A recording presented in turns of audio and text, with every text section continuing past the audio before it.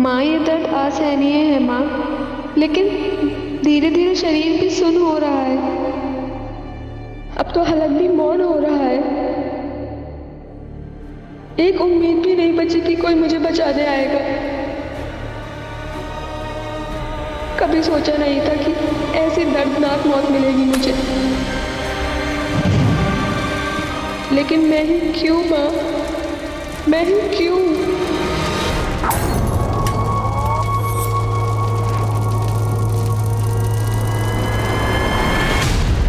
एक शरीर राख हो गया, एक मासूम लड़की की जिंदगी मौत की गिरफ्त में समा गई। साल 2020 ने हमें कई नए मंजर दिखाए हैं और न जाने अभी और क्या क्या देखना बाकी है। लेकिन क्राइम अगेंस्ट वुमेन यानी कि औरतों के खिलाफ होने वाले अपराधों के मंजर आज हमारी जिंदगी में आम से हो गए। कहते हैं कि महाभारत का युद्ध इसलिए हुआ क्योंकि एक महिला की गरिमा को ठेस पहुंचाई गई थी। अगर महिलाओं के खिलाफ हिंसा का दौर यूं ही चलता रहा तो आने वाले वक्त में हम कई और महाभारतों के साक्षी बनेंगे। आज का ये केस भी एक महिला के साथ हुई अमानवीय हिंसा से जुड़ा है। यूपी के कानपुर शहर में घटी ये वारदात कैसे एक नेशनल इशू बनकर उभरी, आइए देखते हैं। कहते हैं प्रतिभा की कोई उम्र नहीं होती। इसी बात को कानपुर के आरपी इंजीनियरिंग कॉलेज के 3 विद्यार्थियों ने साबित कर दिखाया है। इन्होंने यूनिक स्पेस इनोवेशन की राष्ट्रीय प्रतिस्पर्धा के लिए एक थ्योरेटिकल मार्स लैंडर बनाया है। अब ये प्रोजेक्ट स्पेस रिसर्च इंस्टीट्यूट तक भी पहुंच गया है और वहां वैज्ञानिकों के साथ मिलकर ये विद्यार्थी रनिंग मॉडल बनाने पर काम करेंगे। रिमी, तुम इस टीम की लीडर हो, कैसा लग रहा है तुम्हें? बहुत प्राउड फील कर रहे हैं। अक्सर छोटे शहरों के बच्चों को अंडर एस्टिमेट किया जाता है। हम उम्मीद करते हैं कि हमारी ये जीत उन सभी बच्चों को प्रेरणा देगी जो छोटे शहरों से आते हैं। मुकुंद, तुम कुछ कहना चाहोगे? मैम, हमें शक था, मतलब हमें यकीन था कि हमें यकीन। मैडम, मुकुंद कहना चाह रहा है कि हम सब ने बहुत मेहनत की इस प्रोजेक्ट को बनाने के लिए और हमारी पूरी उम्मीद है कि हम जल्दी मार्स लैंडर का मॉडल एसआरए के सामने प्रेजेंट करेंगे।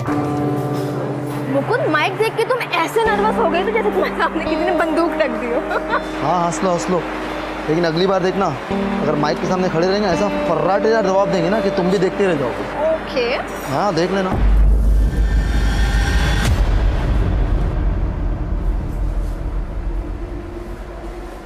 चलो, तुम ही जाओ, तुम्हारा दोस्त है मेरा थोड़ी।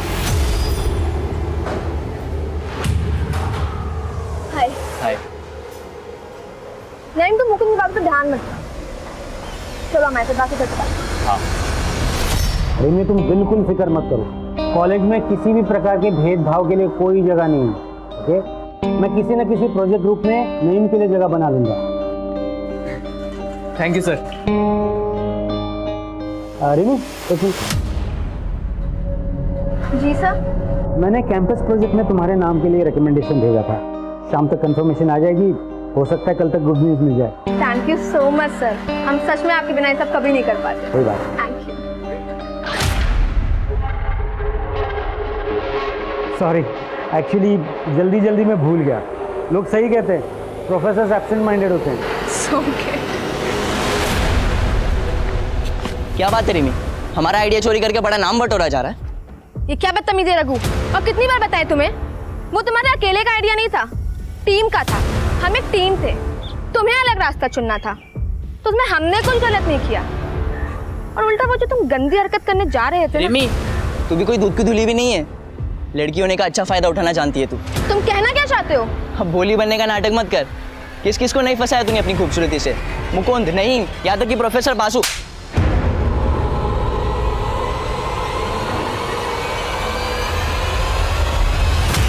आई नहीं यार अब तक गोविंद। अबे आ जाएगी, सब्र रखो ना थोड़ा। आगे आगे आगे।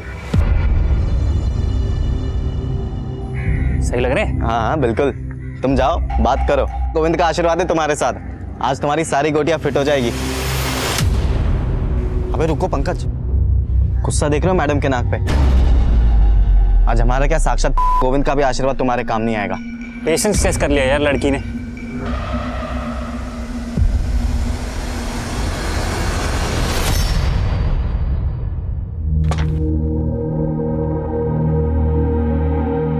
कहाँ जा रही हो डिम्पी दी? घर, और कहाँ? एक ही दिन की तो बात है, कल चलते हैं ना दोनों साथ में। वैसे भी बासु सर ने मेरा कैंपस सिलेक्शन में नाम दिया है, कल तक कंफर्मेशन आ जाएगा, फिर चलेंगे। रिमी, हम अब नहीं रुकने वाले हैं। 1 हफ्ते से तो रुके हुए हैं यहाँ पे। पहले बोल रही थी प्रोजेक्ट हो जाने दो, अब कह रही हो कैंपस सिलेक्शन हो जाने दो। अरे तो इसमें हम क्या करें दी, इतने सारे काम हैं। अब तो तुम क्यों इतनी उतावली हो रही हो? तुम्हारे कहने का मतलब क्या है रिमी? हम जानते हैं कि तुम्हारा नाम अखबार में आया है और तुम्हें 2-3 मेडल भी मिले हैं, लेकिन इसका मतलब ये नहीं है कि तुम्हारा काम इंपॉर्टेंट है और हमारा नहीं। हमने ऐसा कब कहा दीदी? तुम्हारा कहने का मतलब तो यही था ना रिमी। तुम ये बताने की कोशिश कर रही हो कि तुम्हारे पास प्रोजेक्ट है और हमारे पास नहीं। ठीक है, तुमको जो भी समझना है समझो, हमें तुमसे बहस ही नहीं करनी है।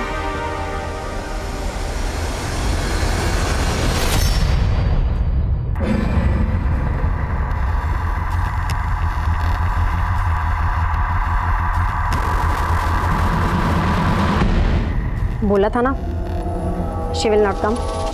Plan successful. See you at 7:30। Bye.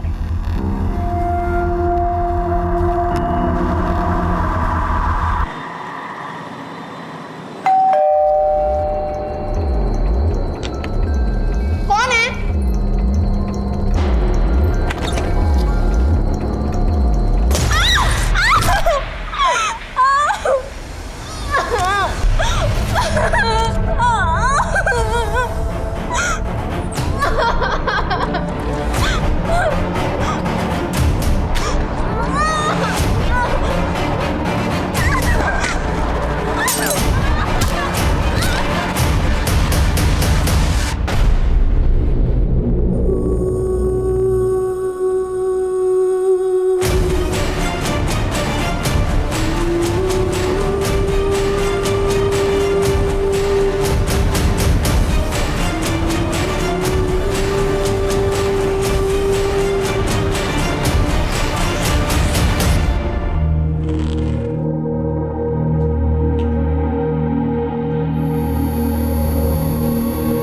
ये क्या है?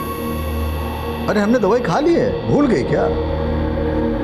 कल रात को दवाई खाई थी आपने, अभी नहीं खाई है। लीजिए। कल रात को खाई थी? ऐसा? लीजिए।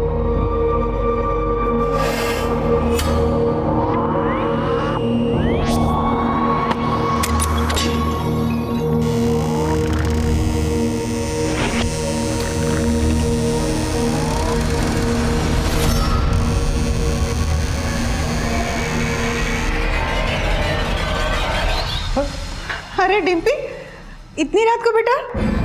हाँ माँ, बस लेट हो गई थी, लेकिन आप लोग अभी तक सोए नहीं। हम आपको डिस्टर्ब नहीं करना चाहते थे, इसलिए खुद से चाबी खोल के अंदर आ गए। और रिमी कहाँ है? वो उसे कुछ काम था तो वो कल आएगी। अरे तो तुम भी और एक दिन रुक जाती, कल उसी के साथ आ जाती।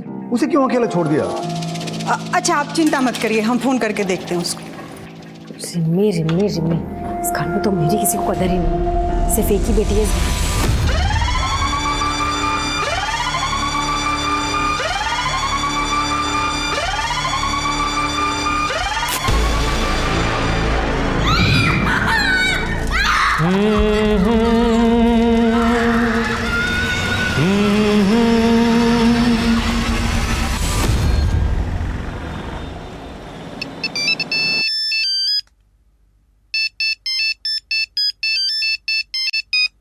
प्रदीप, हेलो।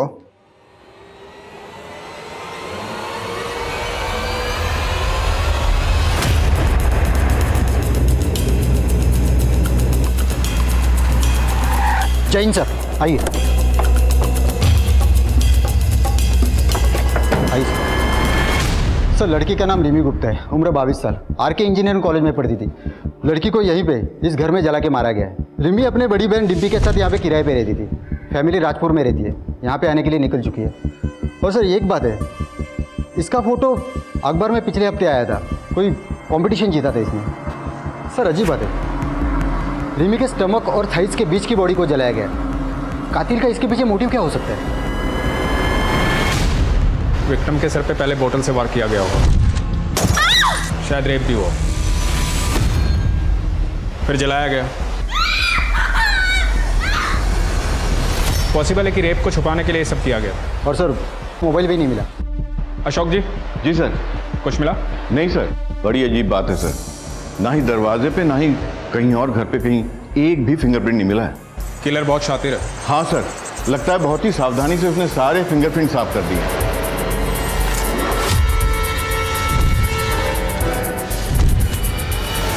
सर, इस घर के मालिक प्रदीप शर्मा ने सबसे पहले बॉडी देखी और उन्होंने हमें इन्फॉर्म किया। आज सुबह जब हम सैर के लिए निकल रहे थे तभी हमने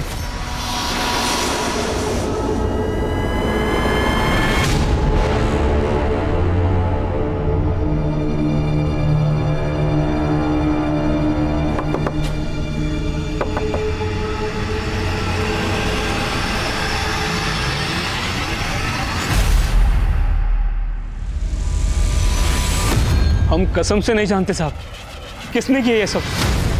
हमारा इसमें कुछ लेना देना नहीं है साहब। घबरा क्यों रहे? घबराता तो गुनहगार है।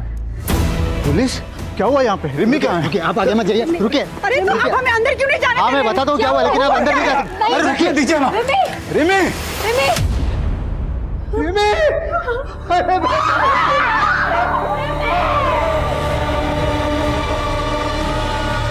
मम्मी, मैं बहुत लकी हूँ जो आप मुझे मिले।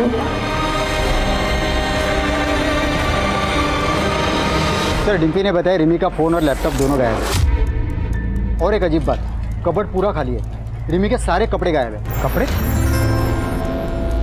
लैपटॉप और फोन गायब हो सकता है, पर कपड़े कोई क्यों चुराएगा? सर, पिछले 4 सालों से मेरी दोनों बच्चियां यही कानपुर में रहती है, और न कभी उनके कॉलेज से न मकान मालिक से कोई शिकायत नहीं आई। और हमारी रिमी तो बड़ी होनहार लड़की थी। डिम्पी, तुम रिमी के साथ रहती थी, किसी पे कोई शक, कभी कुछ हुआ हो आजकल या पहले? हाँ सर, 2 लड़के थे, वो कर सकते हैं ऐसा काम। कौन लड़के? पंकज और गोविंद, वो हमारे पीछे पड़े रहते थे। तकरीबन 1 साल पहले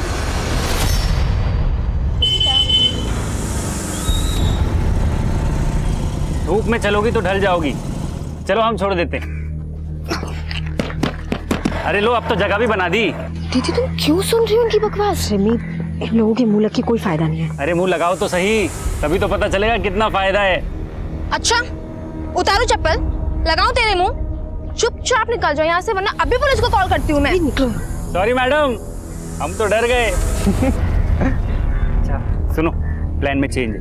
मीठी वाली को तुम रखो। पक्का रख ले? बिल्कुल रख लो। हम उन लोगों से इतना परेशान हो गए थे कि हमने वो मोहल्ला छोड़ दिया था, और जब हम यहाँ आए तो वो हमारा पीछा करते करते इस मोहल्ले तक आ गए। कहाँ रहते हैं पंकज और गोविंद, जानती हो? हाँ सर।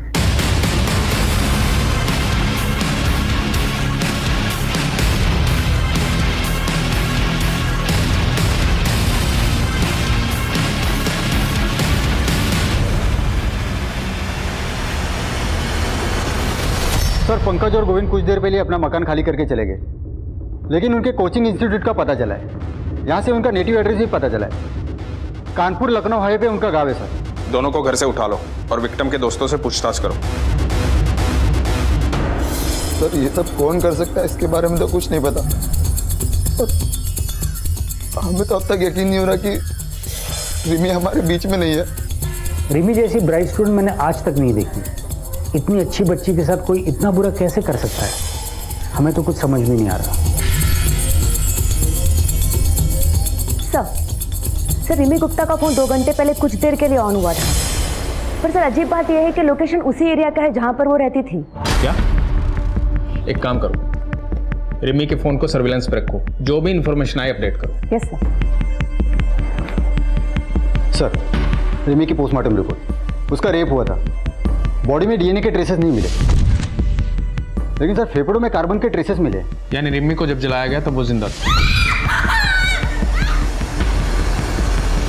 और रिपोर्ट के मुताबिक रिमी की हत्या रात को तकरीबन 9 से 11 के बीच हुई।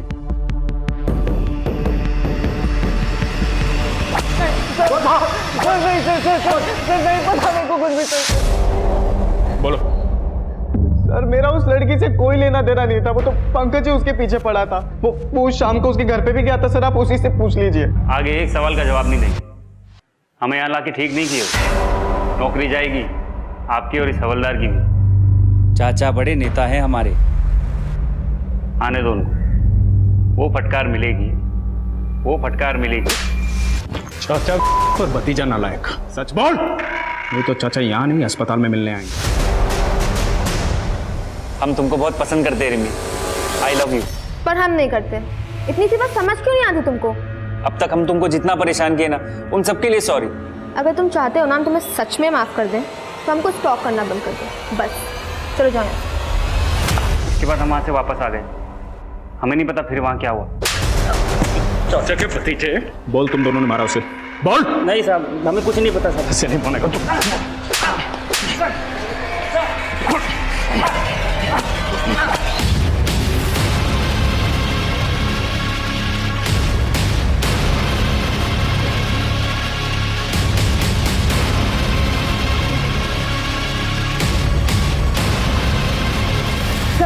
रिमी का फोन फिर से ऑन हुआ है।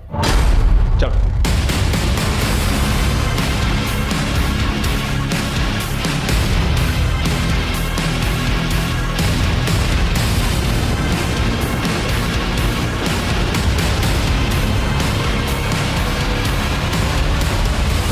अरे पकड़ो इसे। अरे ये हमारा फोन है, फोन वापस दो। अरे रिमी दीदी का फोन अब हमारा है। अरे मेरा फोन है। पापा इन्होंने मेरा फोन ले लिया है, आप इनको बोलो ना। ये मेरा बेटा दिमाग से थोड़ा कमजोर है, प्लीज इसे छोड़ दीजिए। ये रिमी का फोन आपके बेटे के पास कैसे आया?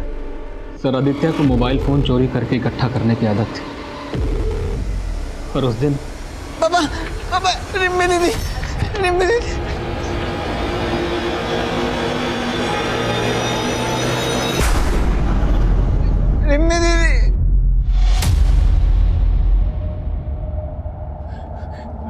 आदित्य बेटा तू घर जा।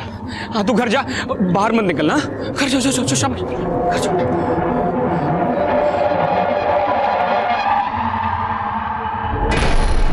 आदित्य, आप रिमी को जानते हो? रिमी दीदी?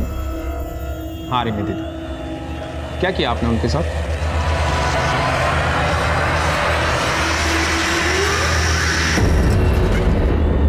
शादी किया, रिमी दीदी के साथ शादी किया। क्या हुआ था उस दिन? किसने जलाया उसे? किसी को देखा था वहां? सब जल गया, सब जला दिया। आदित्य देखो। नहीं हाथ मत लगा रहा, दूर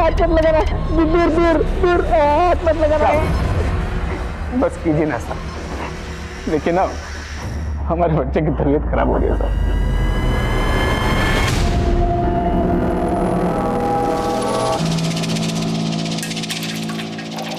सर, आदित्य के पास हमें जितने भी मोबाइल मिले सब चोरी के थे। उसके पड़ोसी ने बताया कि पिछले 5 सालों में उनके घरों से कई मोबाइल चोरी हो गए। हम ये पता लगाने की कोशिश कर रहे हैं कि कौन सा मोबाइल किसका है। रिमी का फ़ोन अनलॉक हुआ? नहीं सर, हमने IT डिपार्टमेंट को बोला है। सर, आदित्य का फ़ोन स्कैन किया हमने, उसमें रिमी और डिम्पी के कई सारे फोटोज और वीडियोज़ है जो चुपके से ली गई है। ये वीडियो रिमी की मौत के 1 दिन पहले का वीडियो है। पापा इतनी जल्दी शादी क्यों करनी है? एक बार डिम्पी दी का ग्रेजुएशन हो जाने दीजिए, उसके बाद शादी की बात कर लीजिएगा। अरे 21वें साल में ग्रेजुएशन हो जाती है सबकी। तेरी दीदी जो है कुछ महीनों में 25 की हो जाएगी। अब तक ग्रेजुएशन नहीं हुआ उसका, अब कब तक पढ़ती रहेगी? आपने अपने बयान में लिखवाया था कि आप रिमी से 2 हफ्ते पहले मिले थे। ये वीडियो रिमी की हत्या से 1 दिन पहले का है। मतलब आप कहना क्या चाहते हैं? मतलब आप हम पर शक कर रहे हैं? देखिए हम भी पुलिस में थे। आपको ये कहना कि हम ही ने हमारी बेटी को, देखिए हम 2 हफ्ते पहले मिले थे रिमी से। झूठ मत बोलिए इंद्रजीत जी, सबूत है हमारे पास। क्या सबूत है? ये क्या सबूत दिखा रहे हैं? हम जो बोल, हम झूठ बोल रहे हैं क्या? बताइए। 1 मिनट सर, हमारे पापा अल्जाइमर के पेशेंट हैं, वो अक्सर चीज़ों को भूल जाते हैं। अरे हमने दवाई खा ली है, भूल गई क्या? कल रात को दवाई खाई थी आपने, अभी नहीं खाई है। इसी बीमारी के चलते पुलिस डिपार्टमेंट ने उन्हें जल्दी रिटायर करा था। वो झूठ नहीं बोल रहे, वो इस घटना को भूल चुके हैं। ठीक है। इंद्रजीत, आदित्य और प्रदीप, और वो दोनों लड़के गोविंद और पंकज, इन सब के काले चिट्ठे निकालो, कातिल इनमें से कोई है। सर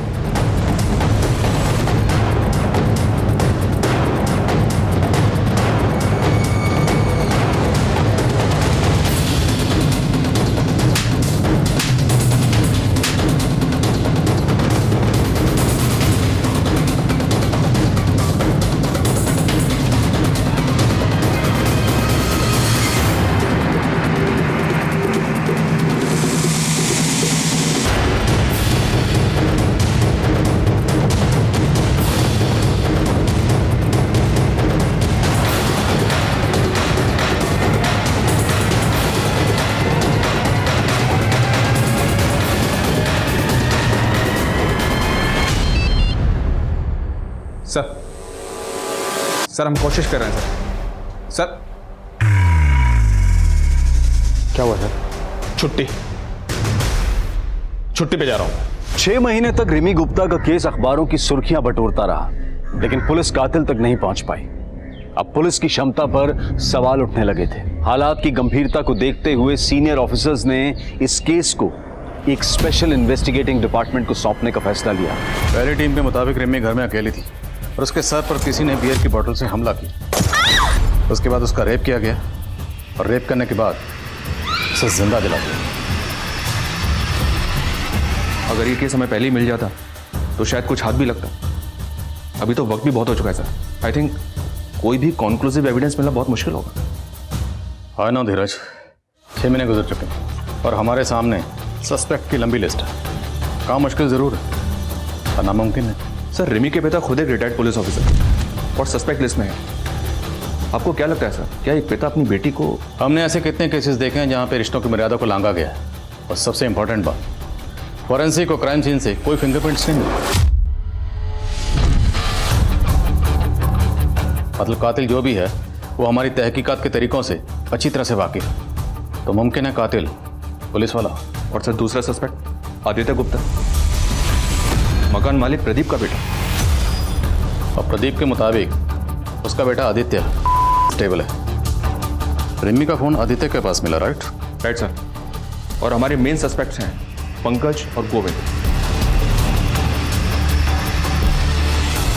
हो सकता है सर इन्हीं सस्पेक्ट्स में से कोई कातिल हो। नीरज, इस केस में हमें कई फ्रेंड पर एक साथ काम करना होगा। प्रतिमा सर, रिमी जहां रहती थी तुम उस मोहल्ले में सेटल हो जाओ, बिल्कुल एक नॉर्मल लड़की की तरह। सस्पेक्ट्स के आसपास रहो, हर चीज पे नजर रखो। सब्जी वाला, दूध वाला, आयरन वाला, सबकी कुंडली निकालो। इन शॉर्ट, हनुमान नगर में अगर पत्ता भी हिलता है तो उसकी इन्फॉर्मेशन मुझे चाहिए। Okay sir. नीरज, अपने एक आदमी को रिमी के उन्नाव वाले घर के पास सेटल करो। उसे बोलो वहां से जितनी इन्फॉर्मेशन निकाल सकते हैं निकाले। देखते हैं रिमी के कत्ल के तार कहीं उसके उन्नाव वाले घर से तो नहीं जुड़े। सर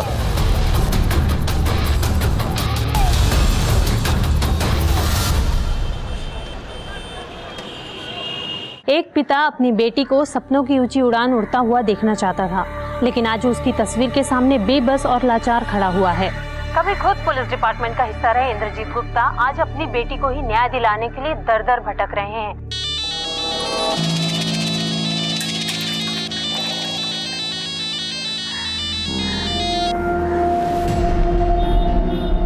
बोला था ना मुझे अभी फोन मत करना, मैं खुद से करूंगी।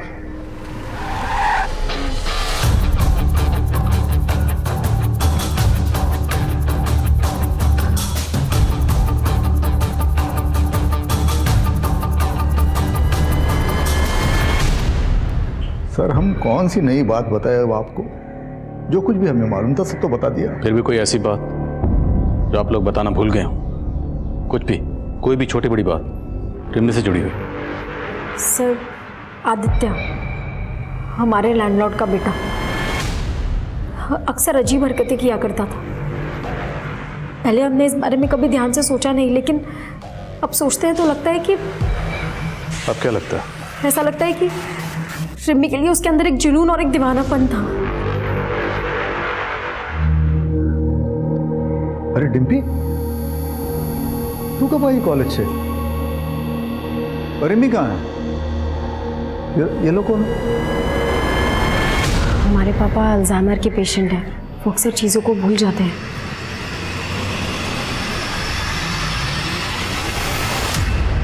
अब हम क्या बताएं साहब कि हमारा बेटा आदित्य कहाँ चला गया।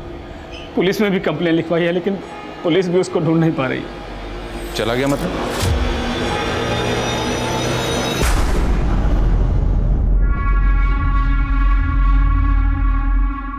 आदित्य बेटा, यहाँ कहाँ बैठा है? अरे मैं तुझे पागलों की तरह कहाँ ढूंढ रहा हूँ। चल चल घर चल। नहीं, हमको घर नहीं आना। क्यों? क्या हुआ? हमको डर लगता है। ओह, हम भी जल गए तो? नहीं, हम भी आएंगे। नहीं नहीं नहीं नहीं, कुछ नहीं, मैं हूं ना, मैं हूं। नहीं नहीं कुछ नहीं, नहीं, हमको नहीं आना, हमको घर नहीं आना। नहीं नहीं, हमको घर नहीं आना। नहीं आदित्य, पता नहीं साहब, पूरा 1 महीना हो गया, पता नहीं किस हालत में होगा मेरा बच्चा।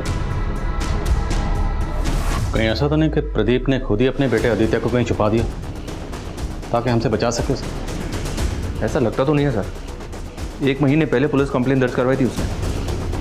आदित्य के पीछे खबरों को लगाओ। जी सर, मैंने इंद्रजीत की फैमिली के सभी मेंबर्स की कॉल डिटेल्स निकालने के लिए भी कह दिया। हो सकता है सर कोई पारिवारिक दुश्मनी का मामला हो, जवान लड़की थी, कोई प्यार व्यार का चक्कर हो।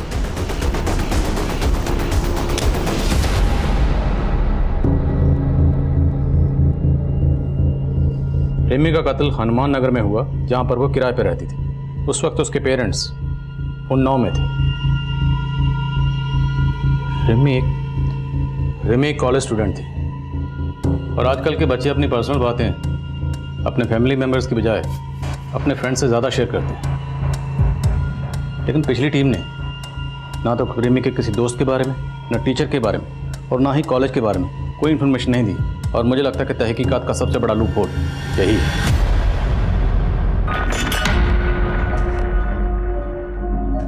रिमी पूरे कॉलेज में बहुत फेमस लड़की थी, और मैकेनिक्स में अकेली लड़की थी वो। स्टार्टिंग में सबने उसका बहुत मजाक उड़ाया, लेकिन फिर जब हमारा प्रोजेक्ट मार्स लैंडर रिसर्च के लिए फाइनल हुआ, तब सबकी बोलती बंद हो गई।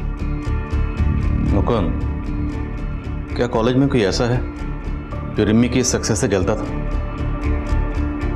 सर, रघु।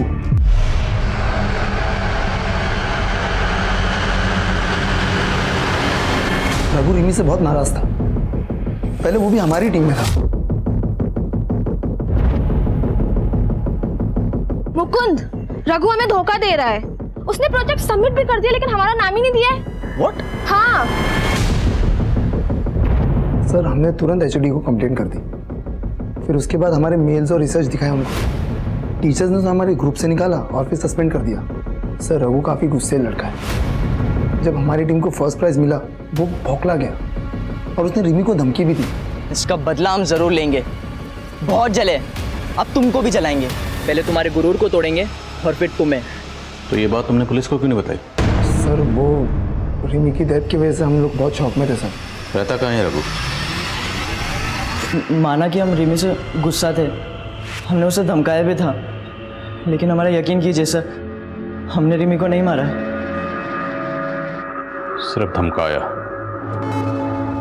हम भी तड़पे हैं, अब तुमको भी तड़पाएंगे। नहीं सर, हमने रिमी को नहीं मारा है सर। सर, हमारा यकीन कीजिए सर, हमने रिमी को नहीं मारा है। नहीं मारा है सर हमने। एक इन्फॉर्मेशन मिली है सर, ये रिमी की बड़ी बहन डिम्पी कुछ तो गड़बड़ कर रही है। सुना है सर कि इन दोनों बहनों के बीच काफ़ी अनबन रहती थी। मोहल्ले वालों ने बताया कि जिस रात रिमी का मर्डर हुआ था, उस रात ये रिमी के घर को छोड़कर अपने घर चली आई थी, और इसको छोड़ने के लिए कोई लड़का आया था। डिम्पी को छोड़ने को लड़का आया था? ये खबर पक्की है? जी हाँ सर, मैंने 2-3 पड़ोसी से कंफर्म किया है। उनका कहना है कि उन्होंने खुद अपनी आंखों से देखा था।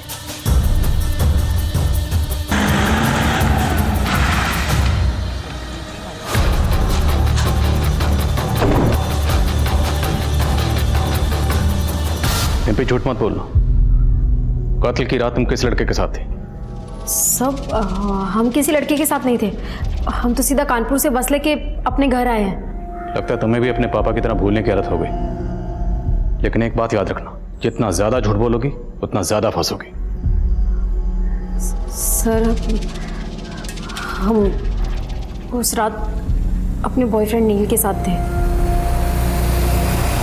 कानपुर से कितने बजे निकले? शाम को 7 बजे। घर कितने बजे पहुंचे? करीबन 12 बजे। हमारी बहन रिमी का कत्ल हुआ 9 से 11 के बीच। इस बीच कहाँ थे? वो नील का जन्मदिन था, हम उसी के साथ थे। सर उस रात हमारा जन्मदिन था, तो मैंने और डिम्पी ने डिसाइड किया कि हम दोनों मेरे घर पर कुछ टाइम स्पेंड करेंगे और उसके बाद मैं अपनी गाड़ी से डिम्पी को उसके घर उन्नाव छोड़ दूंगा। इस नील के कॉल रिकॉर्ड्स निकलो, देखते हैं इसकी बात में कितनी सच्चाई है। सर क्या आपको लगता है कि रिमी की मौत की जिम्मेदार उसकी बहन डिम्पी है? खून के रिश्ते कितने भी गहरे क्यों ना हो, लेकिन नफरत और जलन की आग किसी भी रिश्ते को जलाकर खाक कर देती। निप्पी ने हमारे सामने आदित्य का नाम दिया। हो सकता है उसने खुद से और अपने बॉयफ्रेंड नील से ध्यान हटाने के लिए किया। तो रिमी की मौत की वजह डिम्पी की जलन, बात कुछ और है। पंकज और गोविंद पिछली टीम के ये प्राइम सस्पेक्ट थे, लेकिन इन दोनों का नाम भी डिम्पी ने लिया था। उठाओ इन दोनों। तुम्हारी वजह से मैं यहाँ बार बार लाया जा रहा है। हमें भी पता है तुम हमें दोस्त दोस्त बोल कर ना हमारे आगे पीछे काहे घूमते हो, समझे? अब ज्यादा जबान चलाई ना तो उखाड़ के जेब में डाल देंगे। क्या बोले बे? क्या करोगे बे? अबे एक तो गलती तुम करो, सदा हम भुगते हैं। हाँ सब तुम्हारी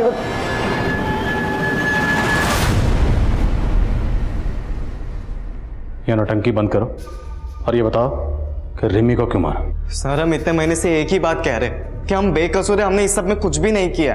एक बात अच्छी तरह से समझ लो, तुम लोगों को तब तक चैन की सांस नहीं मिलेगी जब तक कातिल पकड़ा नहीं जाता। इसलिए सोचो, अच्छी तरह से सोचो। सर एक लंबा सा लड़का था जिसका रिमी के घर पे आना जाना लगा रहता था हमेशा, और सर जिस दिन ये सब कुछ उस दिन शाम को भी आया था वो।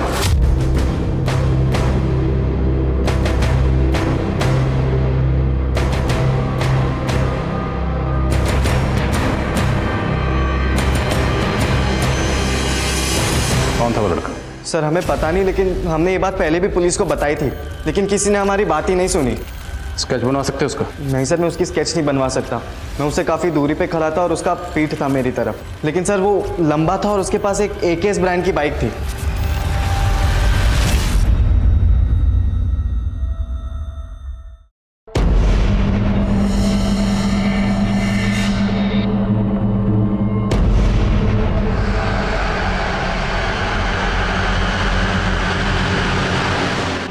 संदिग्धों की लंबी लिस्ट में एक और व्यक्ति शामिल हो गया था, जिसका ना तो कोई नाम था और ना ही कोई चेहरा, लेकिन पुलिस पूरी शिद्दत के साथ हर नए उभरते एंगल को टटोल रही थी। एक तरफ पुलिस एक एक कड़ी जोड़ रही थी और वहीं दूसरी तरफ रिमी के परिवार वाले धीरे धीरे अंदर ही अंदर टूटते जा रहे थे।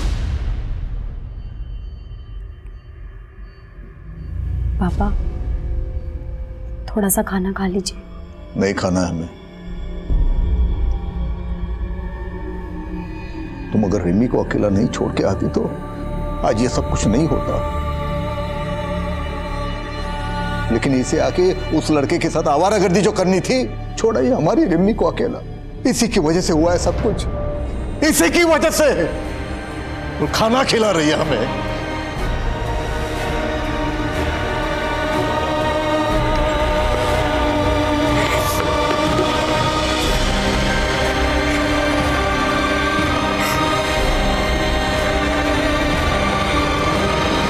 डम डेटा से कंफर्म हो गया, रिमी का जिस रात को कत्ल हुआ उसी रात रिमी के मोहल्ले में नईम सरफराज नाम के लड़के का फोन एक्टिव था। नईम सरफराज ये रिमी का दोस्त है ना? हाँ सर, हम उस शाम रिमी के घर गए थे, उसे कॉन्ग्रेचुलेशन कहने। उसका कैंपस सिलेक्शन जो हो गया था। रिमी के तो और भी बहुत दोस्त थे, तो सिर्फ तू ही क्यों गया? सर हम और रिमी एक दूसरे से बहुत प्यार करते थे। नईम, क्या हुआ? मिठाई लाए हो? क्या बात है? किसी मिठाई की शॉप में पार्ट टाइम जॉब कर ली है? बताते हैं, पहले अंदर तो आने दो। अरे अब बताओ भी। सबसे पहले तो ये मुंह मीठा करो।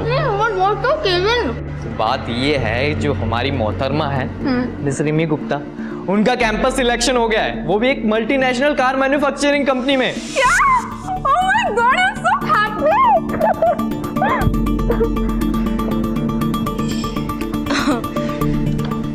थैंक यू बताने के लिए। चलो अभी तुम जाओ। सुन बे हीरो, अगर तू और झूठ बोलेगा ना तो यहाँ से नहीं निकल पाएगा। अब सच बोलेगा या हम सच बुलवाएं? सर हम सच कह रहे हैं। भाजी ले लो, सब्जी ले लो। बहन जी, हमारे बेटे को काम पे रख लो ना। नहीं नहीं, अब मुझे किसी भी काम की जरूरत नहीं है। रख लो बहन जी, पैसे की बहुत जरूरी है। सब ऐसे ही बोलते हैं। मेरे सामने बैठ के रोता था राजू, देखो क्या हुआ, 2 महीने का एडवांस लेकर भाग गया। अरे सीता दीदी, तुम्हें भी कोई बेवकूफ़ बना सकता है, ये बात मैं नहीं मान सकती। मैं भी ऐसा ही सोचती थी कि मुझे कोई नहीं बना सकता है, पर ये राजू बड़ा ही चालाक निकला। कौन है ये महान हस्ती? जरा मुझे भी दर्शन कराओ उस राजू के। अरे 8-10 महीने पहले रहने आती ना, तो उस कमीने राजू के दर्शन करा देती मैं तुमको। मतलब 8-10 महीने पहले वो भाग गया? नहीं नहीं, ये कोई 6-7 महीने पहले चला गया था। बड़ा ही लड़कीबाज था।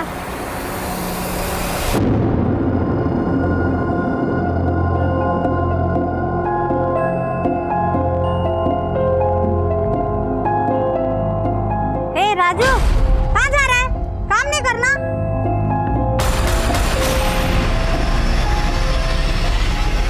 भले ही दावे के साथ कुछ नहीं कहा जा सकता, लेकिन धीरज, फिर भी इस लीड को इग्नोर नहीं कर सकते। लेकिन सर, इस आदमी के बारे में हमें और कुछ नहीं पता है। ना कोई नंबर है, ना कोई एड्रेस है। डमडेटा के डिटेल्स में भी किसी भी प्रोफाइल से मैच नहीं करता। मोहल्ले के सब्जी वाले के अलावा किसी ने इसके बारे में कुछ नहीं बताया। प्रतिमा, तुम श्योर हो वो सब्जी वाली सच बोल रही है? सर, इतने नामों को हमने टटोला, इस आदमी को भी टटोल कर देख लेते हैं। एक काम करो, कत्ल के 7 दिन पहले का डमडाटा निकालो, उसमें जितने भी प्रोफाइल्स हैं सारे प्रोफाइल से स्केच मैच करो, शायद कुछ मिल जाए। और मोहल्ले में भी सबको ये स्केच दिखाओ, शायद कोई क्लू मिले।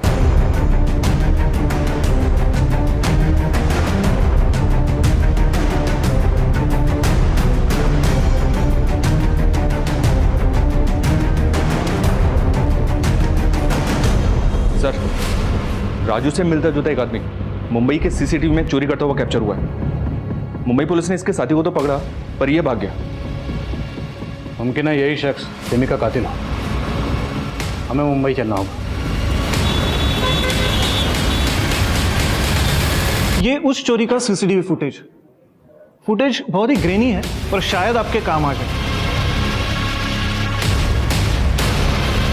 और एक बात, आप जिसे राजू कह रहे हैं उसका असली नाम योगेंद्र है। उसी का साथी गौतम ने हमें खुद बताया। हम गोरखपुर के रहने वाले हैं साहब, और योगेंद्र हमसे कुछ महीनों पहले कानपुर के स्टेशन पे मिला था। और योगेंद्र बालीपुरवा देवरिया का रहने वाला है, और उसी के आसपास हमारा गांव भी पड़ता है, तो इसी बात पे दोस्ती हो गई। और योगेंद्र ही हमको मुंबई लाया था, चोरी का प्लान बनाया था। खुद तो पूरा माल लेके फरार हो गया और हम फंस गए यहाँ। बालीपुरवा में कहाँ रहता है? एड्रेस मालूम है उसका? नहीं साहब, ना हमने कभी पूछा और ना कभी उसने बताया। सर, यहाँ बालीपुरा में पता किया तो पता चला कि स्केच में मिले हुए आदमी का नाम व्यास साहू है, लेकिन इसने 3 साल पहले इस गांव को छोड़ दिया था। इसकी स्टोरी काफ़ी इंटरेस्टिंग है सर। कहते हैं व्यास एक नाजायज़ औलाद है, और इसी वजह से इसका बाप इसकी माँ को बहुत पीटता था। व्यास ने बचपन में ही अपराध की दुनिया में कदम रख दिया था। लेकिन सर, व्यास की माँ मालती का कहना है कि वो पिछले कई सालों से इसके टच में नहीं है। व्यास की माँ मालती का कॉल रिकॉर्ड्स निकलो और उसका फ़ोन सर्विलेंस पे डालो। हो सकता है वो हमसे झूठ बोल रही है। Okay sir.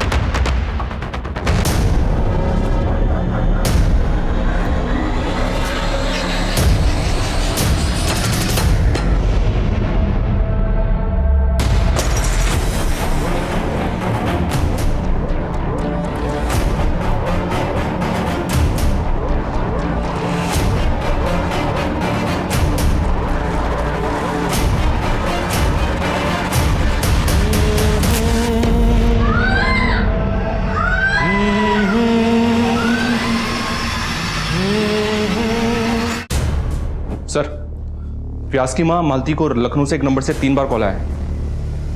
ये खबर पढ़ो। 2 दिन पहले लखनऊ में स्वाति नाम की लड़की का रेप किया गया, बिल्कुल वैसे ही जैसे रिमी का हुआ। पहले रेप, फिर जलाया गया, और जलाने के बाद रेपिस्ट लड़की के कपड़े अपने साथ में ले गए। यानी कि योगेंद्र उर्फ राजू उर्फ व्यास शायद इस वक्त लखनऊ में? करेक्ट। लखनऊ पुलिस से कांटेक्ट करो, इससे पहले वो वहाँ से फरार हो। हमें से पकड़ना। सर, जिस नंबर से व्यास की माँ को कॉल आ रहे थे वो आपके एरिया में ही एक्टिव है। व्यास साहू आपके आसपास ही है।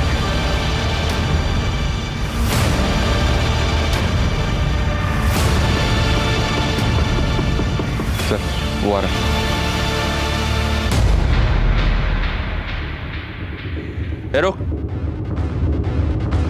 इधर आ। अरे आना। रुक।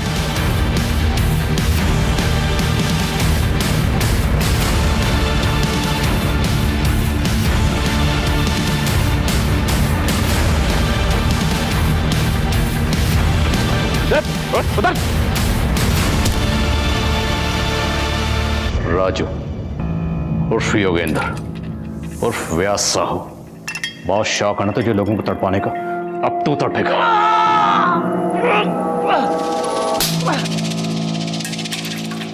क्या बिगाड़ा था उन लड़के ने तेरा? क्यों मारा उन्हें? पता नहीं साहब, हमको मजा आता था। हम सोचे कि सब लोग अपने मन का करते हैं तो हम भी करेंगे, इसीलिए किया सब।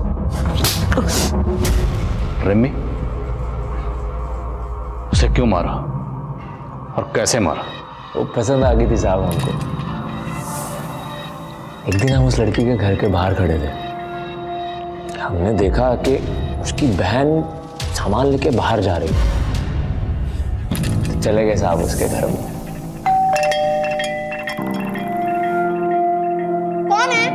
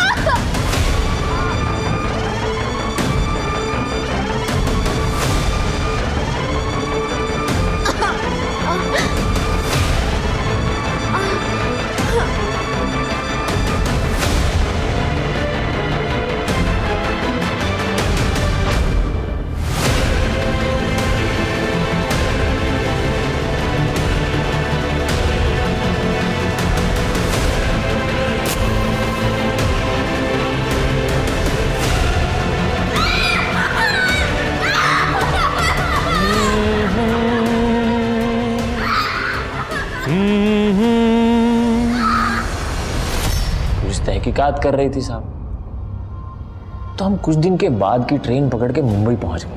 तो कानपुर स्टेशन पे हमारी मुलाकात हुई गौतम से।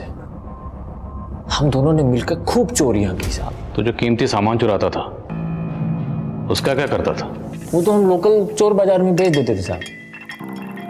और वो लड़कियों के कपड़े वो क्यों चुराता था?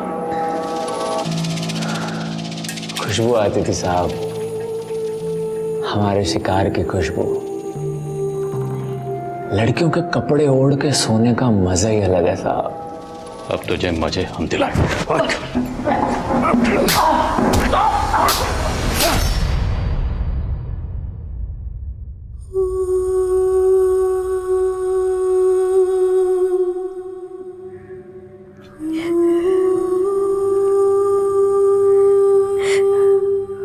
मुझे माफ कर दीजिए पापा।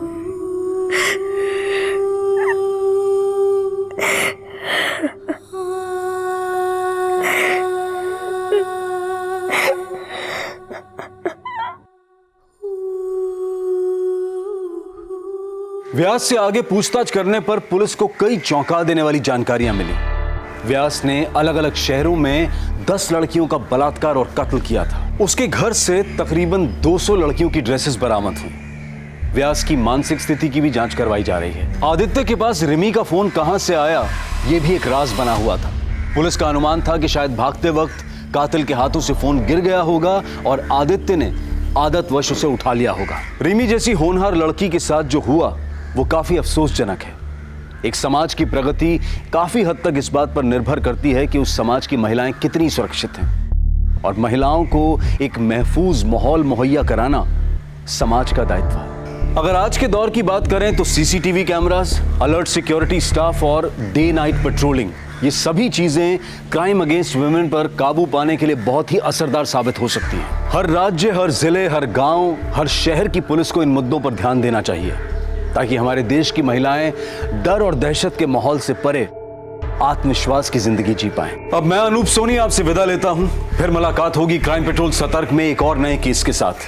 तब तक अपना और अपने परिवार का ख्याल रखें, सतर्क रहें, सुरक्षित रहें और देखते रहें क्राइम पेट्रोल सतर्क। जय हिंद।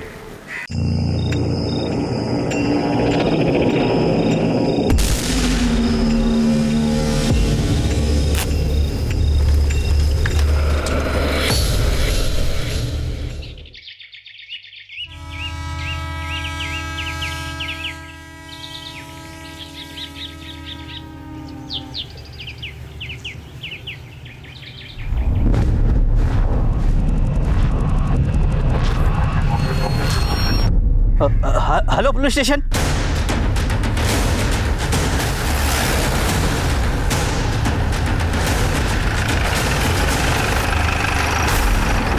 साहब मैंने आपको फोन किया था, 2 नंबर के लिए जा रहा था तो ये देखा।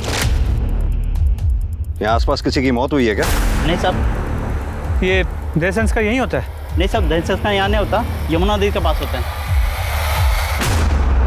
निशा, ये 100% क्राइम छुपाने की कोशिश की गई है। तो देख के लगता है कि जलाए हुए ज़्यादा वक्त नहीं हुआ। और एक नहीं, यहाँ 2 बॉडीज को जलाया गया।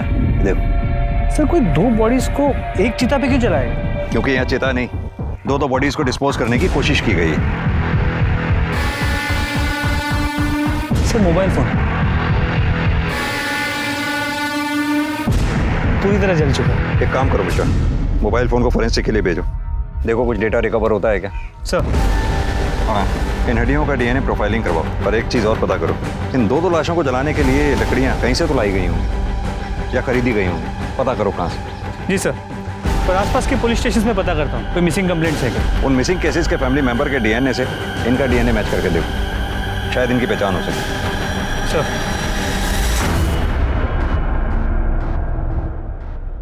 नमस्कार, आदाब। क्राइम पेट्रोल सतर्क के आज के एपिसोड में मैं अनूप सोनी आप सबका स्वागत करता हूं। सोच एक ऐसी चीज है जो हमारे अंदर के इंसान, हमारे व्यक्तित्व का निर्माण करती है। और इंसान की सोच उसके आसपास के माहौल, उसके समाज, उसके संस्कार और उसकी पढ़ाई लिखाई से या तो सकारात्मक या फिर नकारात्मक रूप लेती है। और एक अपराध को अंजाम देने की हिम्मत भी एक सोच से ही आती है। और यह भी एक सोच का ही नतीजा था कि रात के अंधेरे में जंगल के बीचों बीच 2 लोगों को जला दिया गया। एक चिता पर 2 लोगों का दाह संस्कार।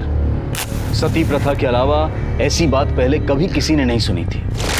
बात एकदम साफ थी, ये तस्वीर थी एक भयानक अपराध की। आखिर कौन थे ये लोग? कौन था इनका मुजरिम? और इन लाशों को जलाने के पीछे का मकसद क्या था?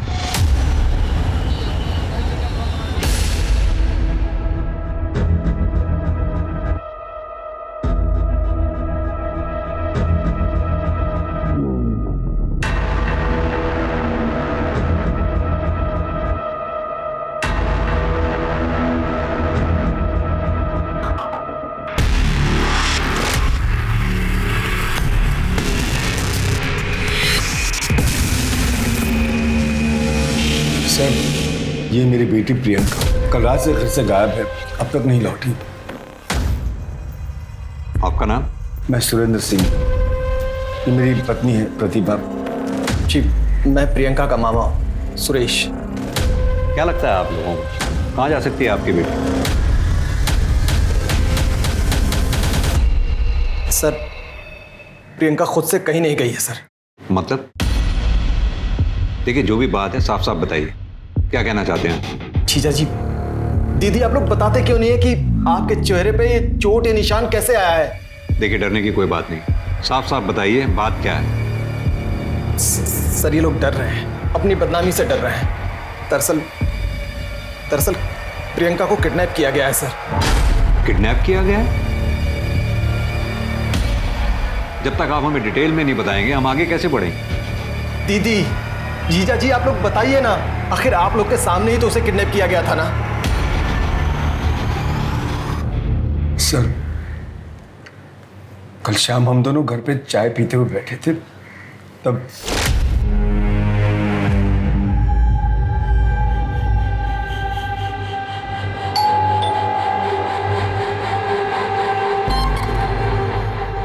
कौन हो तुम? अरे प्रियंका कहाँ है? तुम्हारी हिम्मत कैसे हुई यहाँ आने की? चल जाओ यहाँ से। प्रियंका, उसकी शादी होने वाली है। मुझे पता है तुम प्रवीण हो, छोड़ दो उसे। इस जन्म में तो क्या, अगले 10 जन्म तक वो मेरी है। रवि, बाबा, उठ, उठ, उठ। बाबा सही कहते थे, तुम बिल्कुल मेरे लायक नहीं हो। निकल जाओ मेरे घर से। मैं अभी पुलिस को फोन।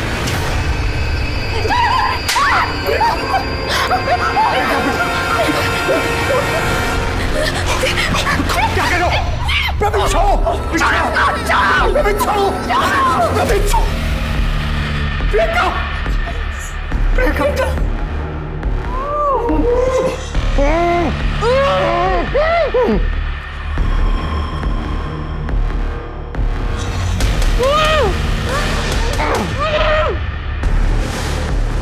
अभी तो जा रहे हैं हम, शादी के बाद लौटेंगे आशीर्वाद लेने के लिए। तब तक आप लोग अपना मन बना लीजिए और हमको अपना दामाद मान लीजिए।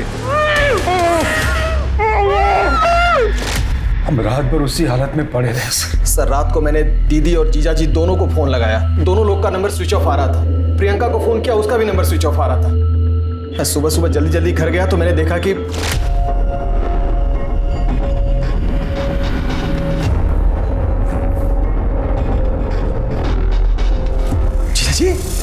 जीजा जी क्या हुआ?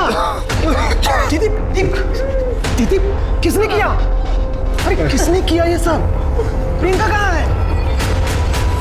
उसके बाद सर मैंने इन लोगों को कन्विंस किया कि चल के पुलिस कंप्लेंट करें। वो लड़का है कौन? सर प्रवीण वर्मा नाम है उसका। सर सोशल मीडिया पर उसकी फोटो है सर। ये आप लोग पूरे यकीन के साथ कह सकते हैं वो मंकी कैप वाला लड़का यही था? कहाँ से? प्रियंका के कॉलेज में एडमिशन के बाद से इस प्रवीण ने उसका जीना हराम कर दिया।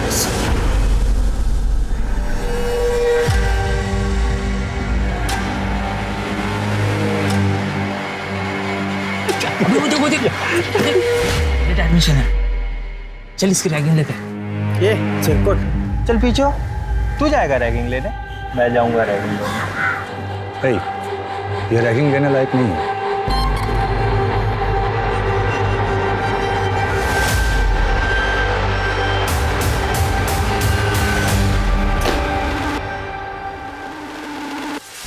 नाम क्या है तुम्हारा? नाम? प्रियंका सिंह। ए सब लोग सुनो रे, इधर इधर इधर इधर फोन कट, इधर आ। अरे इधर आओ ना, शर्माओ मत, मैं मिलवा रहा हूं सबसे। ये प्रियंका सिंह हैं, तुम्हारे भाई प्रवीण वर्मा की गर्लफ्रेंड। पहले तो उस लड़के ने जबरदस्ती मेरी बेटी को अपनी गर्लफ्रेंड बनाया और फिर धीरे धीरे उससे अपने झूठे प्यार में फंसा लिया सर। प्रियंका, तुमसे मैं अभी जो भी कहूं उस बात को बहुत ही सीरियसली लेना।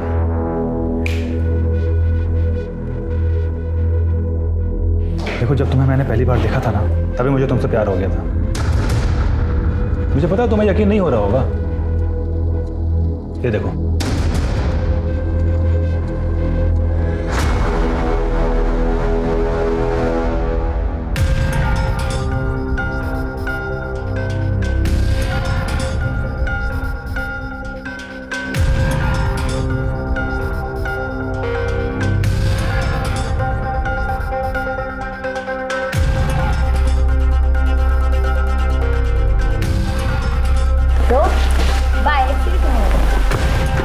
प्रियंका,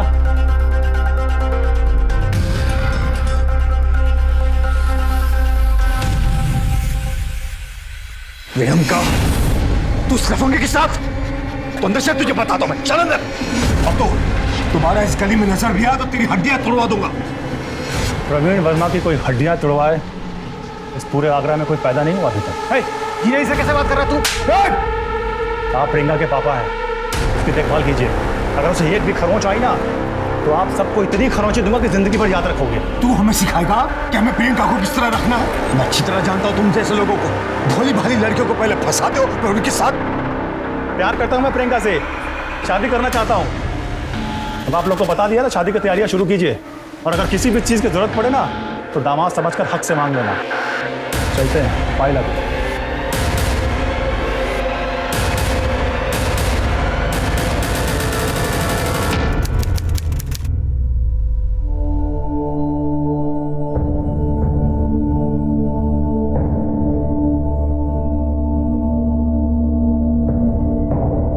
तुम्हें क्या क्या लगता है बेटा, हम तुम्हारे दुश्मन हैं? पूछ लो अपनी माँ और मामा से बेटा। अगर इस दुनिया में हमें किसी की सबसे ज्यादा फिक्र है तो वो तुम्हारी है। अगर आपको मेरी इतनी फिक्र है तो मेरी शादी प्रवीण से करवा दो। कैसे करवा दो प्रियंका? वो लड़का तुम्हारे लिए ठीक नहीं है। और तुम्हें क्या लगता है मैंने उसके बारे में पता नहीं किया? तुम चलो मेरे साथ, तुम्हें भी उस बदमाश प्रवीण की सच्चाई पता चल जाएगी। आओ मेरे साथ, चलो अभी बता दो। चलो, इसे पहचानती हो ना? हाँ, ये तो मेरी कॉलेज का है, सुधीर। सुधीर, जो कुछ तुमने मुझे प्रवीण के बारे में बताया था, इसे बताओ। अंकल, मैं बता तो दूंगा लेकिन मेरा नाम नहीं आने चाहिए। नहीं आएगा बेटा, डरो मत, बताओ इसे। प्रियंका, प्रवीण बहुत गंदा लड़का है, उसका 3-4 लड़कियों के साथ हमेशा अफेयर रहता है। नहीं मान रही हो तुम? सुधीर, इसे वो फोटो बताओ जो तुमने मुझे दिखाई थी।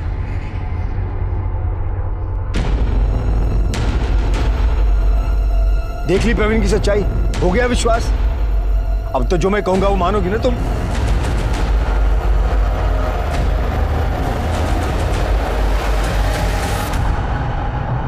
कृष्णा, बैठे रहो बैठे रहो, वो खोलो।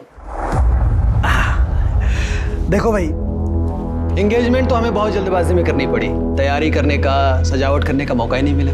पर तुम लोग की शादी हम लोग धूमधाम से करेंगे। बिल्कुल कृष्ण बेटा, शादी की सारी जिम्मेदारी हमारी। एक काम करो ना, आज से ठीक 1 हफ्ते बाद अपने परिवार और दोस्तों को लेकर अग्रसेन हॉल्स ठीक 8 बजे पहुंच जाना, ठीक है? जी। प्रियंका के एंगेजमेंट के बाद हम सब बहुत रिलैक्स थे सर। हमने तो शादी की तैयारियां भी शुरू कर दी थी, लेकिन 3 दिन बाद ही वो बदमाश प्रवीण मेरी बेटी को किडनैप करके चला गया। आप लोगों ने प्रवीण के घर पे चेक किया? हमें उसका घर नहीं मालूम सर। कोई कांटेक्ट नंबर, कोई मोबाइल नंबर कुछ तो होगा आप लोगों के पास? नहीं पता सर।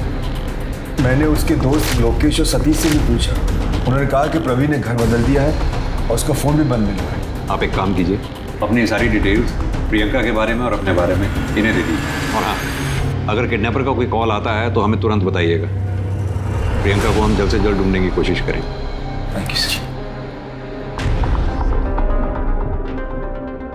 सबसे पहले इस प्रवीण वर्मा के बारे में पता करो। प्रवीण वर्मा, प्रियंका सिंह, दोनों की फोटोग्राफ हाईवे पुलिस और आसपास के पुलिस स्टेशन में सर्कुलेट करा दो और अपने खबरी नेटवर्क को भी एक्टिवेट करो। सर, मुझे लगता है कि ये प्रवीण वर्मा अपने घर में ही छुपा हो। तो इसका घर का पता कॉलेज में जरूर होगा। ये कॉलेज स्टूडेंट यूनियन का प्रेसिडेंट है। जितनी जल्दी हो सके उसे वहाँ से अरेस्ट करो। मिश्रा, इससे पहले कि ये केस मीडिया के हाथ लगे, हमें जल्द से जल्द इसे सॉल्व करना होगा। सर,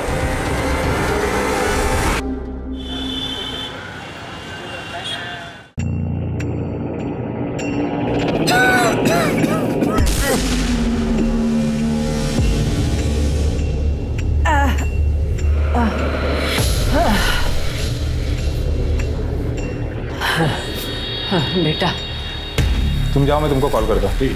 जरा सुनिए बाबू, खाली हो गए। माँ जी, वो तो कब का चले गए? चले गए? हाँ। मैं पिछले 3 घंटे से यहाँ बैठी हूँ, कब चले गए, कहाँ चले गए? कहाँ गए हो तो मुझे नहीं मालूम। आप ऐसा कीजिए, कल आ जाइए। मैं सब समझती हूँ, तुम सब मुझे जानकर परेशान कर रहे हो ना। मैं पिछले 3 दिन से रोज यहाँ आके बैठती, लेकिन कोई मुझे मेरे बेटे राजकुमार के बारे में कुछ बताता क्यों नहीं? माँ जी, आपके बेटे के बारे में कोई नहीं बता सकता, वो सुनील ही जानता है। एक काम कीजिए, सुनील 10 बजे आ रहा है, आप 10 बजे के पहले आ जाइए, डायरेक्टली उनसे मिल लीजिए। मैं ना मिलूंगी, ना बात करूंगी, ना कुछ पूछूंगी। मैं पुलिस स्टेशन जाऊंगी, मैं किसी को नहीं छोड़ूंगी, पुलिस को सब बताऊंगी, किसी को नहीं छोड़ूंगी।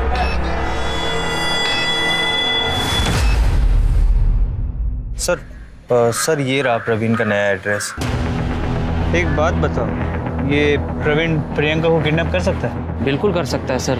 वो प्रियंका को पाने के लिए कुछ भी कर सकता है। वो प्रियंका से बहुत प्यार करता है सर। इस प्रवीण का प्रियंका के अलावा किसी और के साथ कोई चक्कर, कोई अफेयर? सर, प्रियंका के मिलने के पहले प्रवीण अलग ही लड़का था, बहुत सारे अफेयर्स थे उसके।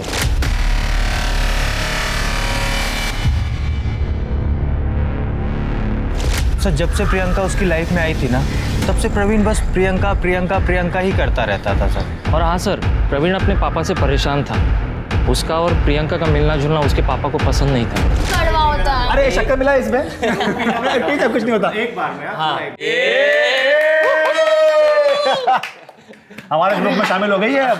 बहुत गाइस डांस करते हैं। हाँ, म्यूजिक एक मिनट मैं लगाता हूँ। आजा स्पीकर रखा था नहीं, यहाँ पे कहाँ गया? हाँ, थोड़ा रोमांटिक।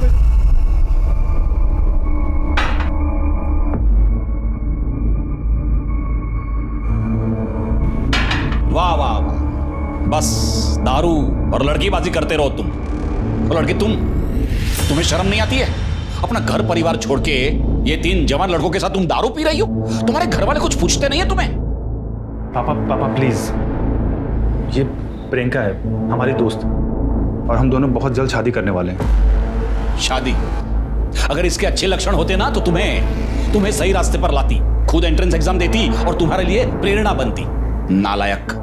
पापा, अगर आप प्रियंका की इज्जत नहीं करोगे तो जब ये बहू बन के इस घर में आएगी तो फिर आपकी इज्जत कैसे करेगी? ये लफंगी हमारे खानदान की बहू बनेगी। इसे हमारे खानदान की बहू बनाने से पहले मैं तुम दोनों को जिंदा जला दूंगा। ठीक है। तुम्हारा कहने का मतलब है कि बाप बेटा दोनों ही शॉर्ट टेम्पर्ड है।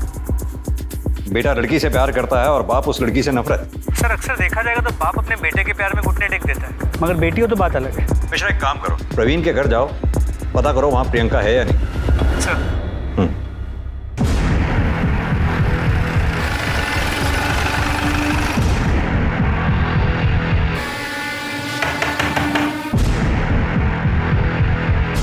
प्रवीण वर्मा? हाँ, वो मेरा बेटा है। क्यों? कहाँ छुपा के रखा है उसे? सिंह घर की तरह चलो। रुकिए सर, मेरी बात सुनिए सर। क्या हुआ क्या है? लेकिन उसने प्रियंका सिंह को किडनैप किया है। क्या बात कर रहे हैं सर? कल रात 10 बजे से वो खुद गायब है। गायब नहीं, फरार है, वो भी प्रियंका सिंह को साथ लेकर। फरार? सर, तो उसने मुझे बताया होता ना। 18 घंटे से उससे बातचीत नहीं हुई है सर। उसका फोन भी बंद आ रहा है। तुम ऐसे नहीं मानोगे। सिंह, पुलिस स्टेशन लेके चलो। माजी रुकिए। कहाँ जा रही हैं? मैं सुनील प्रसाद। माफ कीजिए, मेरे आदमी ने आपको परेशान किया। मेरे बेटा राज। मैं सब बताता हूँ, बैठिए मेरे साथ, चलिए मेरे साथ बैठिए। सर, आप लोग मुझे यहाँ क्यों लेके आए? मैं तो खुद अपने बेटे को लेके परेशान हूँ। कितने घंटे हो गए, उसका कुछ अता पता नहीं है। पता होगा भी तो भी थोड़ा ना बताएंगे आप। आखिर बेटे का सवाल जो ठहरा। वैसे एक बात बता दूं आपको, किसी अपराधी को संरक्षण देना भी एक तरह का अपराध ही है। क्या बोल रहे हैं सर आप? सबसे पहले तो आप मेरे बेटे की मिसिंग कंप्लेंट लिखिए। अच्छा, अब थाने में आके आपको अपने बेटे की मिसिंग कंप्लेंट लिखवानी याद आ गई। अब तक क्यों नहीं लिखवाई थी आप? आप ही लोग बोलते हैं ना कि 24 घंटा राह देखनी चाहिए। मैं 24 घंटे कंप्लीट होने की राह देख रहा था। हेलो, ठीक है, मैं आता हूँ। सर, एक मिनट। जंगल में जिन 2 लाशों के अवशेष मिले थे, उनकी सेक्स डिटर्मिनेशन है। एक बॉडी मेल है, एक फीमेल। तो मतलब फीमेल प्रियंका सिंह और मेल प्रवीण वर्मा हो सकते हैं। दीपेंद्र जी, आज सुबह जंगल से हमें 2 जली हुई लाशों के अवशेष मिले, जिसमें एक मेल है, एक फीमेल। हमें शक है कि वो प्रियंका और प्रवीण की ही बॉडी। क्या बात कर रहे हैं सर आप ये कहना चाहते हैं कि प्रियंका को और मेरे बेटे को मारकर किसी ने जला दिया? किसी ने नहीं, आपने। क्योंकि आपको प्रियंका पसंद नहीं थी। पसंद नहीं थी तो क्या हुआ सर? मैं उसे मार डालूंगा सर। मैं अपने बेटे को मार डालूंगा। क्या अनाप शनाप बक रहे हैं सर आप? अनाप शनाप नहीं, बात बड़ी सिंपल है। जब आपका बेटा प्रवीण प्रियंका को अगवा करके घर लेके आया तो आपको गुस्सा आया, उन दोनों को आपने मार डाला, और अब हमारे यहाँ आकर अपने बेटे के गायब होने का नाटक कर रहे हैं। कल रात कहाँ थे आप? घर पर था। आप जंगल में नहीं गए थे? नहीं, गया था, लेकिन किसी ने मुझे करीबन 3 बजे फोन करके वहां बुलाया था। हेलो। दीपेंद्र वर्मा, तुम्हारी जान बसती है तुम्हारे बेटे प्रवीण वर्मा में, और उसकी जान बसती है प्रियंका सिंह में। सही कहा ना मैंने? कौन बोल रहा है? क्या चाहते क्या हो तुम? मेरी बात ध्यान से सुनो और चुपचाप सिकंदरा के जंगल में आ जाओ, वहीं सब पता चल जाएगा तुम्हें। हेलो।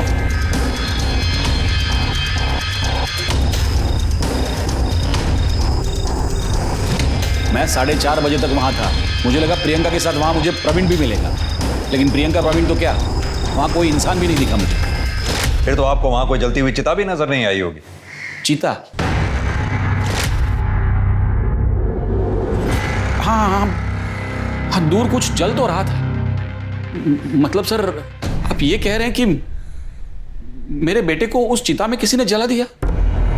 सर मेरी तो कुछ समझ में नहीं आ रहा है। लेकिन हमारी समझ में सब आ रहा है, क्योंकि आपको लगा कि पुलिस आपके मोबाइल के लोकेशन रिकॉर्ड्स निकलवाएगी, आपकी पोल खुल जाएगी, इसलिए आप हमारे सामने खड़े होकर ये फोन का नाटक कर रहे हैं। नहीं सर, मैं झूठ नहीं बोल रहा हूँ सर। ये आप मेरे मोबाइल में कॉल लॉग में देख लीजिए, नंबर, ड्यूरेशन, टाइम सब होगा इसमें। मिश्रा, इस नंबर की डिटेल निकलवाओ। सर मैं कहता रहा मेरे बेटे को कि दूर रहे। जब से ये लड़की प्रियंका मेरे बेटे के जीवन में आई है ना, उसके जीवन में ग्रहण लग गया है सर। कहना क्या चाहते हैं आप? सर मैं आपको प्रियंका की पूरी कहानी सुनाता हूँ।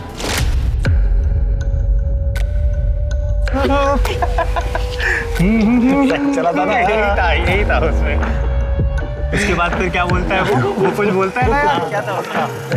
तुम प्रवीण वर्मा हो? हाँ जी। स्टूडेंट यूनियन के प्रेसिडेंट हो? हाँ, कुछ काम था आपको? वो क्या है ना, मुझे बाहर कुछ सीनियर्स मिल गए थे और उन्होंने चैलेंज किया था तुमको किस करने का। बाय। क्या कर रही थी? लाइव मर गई तो। आपके कॉलेज में रैगिंग होती है प्रिंसिपल साहब, और रैगिंग में स्टूडेंट यूनियन के प्रेसिडेंट को किस करने को कहा जाता है। आप ही बताइए, ऐसे माहौल में मेरी बेटी सेफ कैसे रह सकती है? ये क्या हो रहा है? परवीन सच सच बताओ कि ये सच है? I am sorry sir. Sir मैं मानता हूँ मेरी गलती है, लेकिन सर मैं इसके लिए अंकल से और प्रियंका से माफी मांग चुका हूँ। माफी मांगने से क्या होगा? मुझे एक्शन चाहिए सर। अब अभी कभी इस लड़के को 7 दिन के लिए सस्पेंड कर दीजिए, वरना मैं प्रेस में जाऊंगा सर। और आप जानते नहीं आगरा शहर में मेरी कितनी पहचान है। सिंह साहब आप शांत हो जाइए, मैं एक्शन लेता हूँ। प्रवीण, तुम्हें 3 दिन के लिए सस्पेंड किया जाता है। लेकिन सर मैं तो इसके लिए माफी मांग। बस मुझे कुछ नहीं सुनना, जा सकते हो तुम।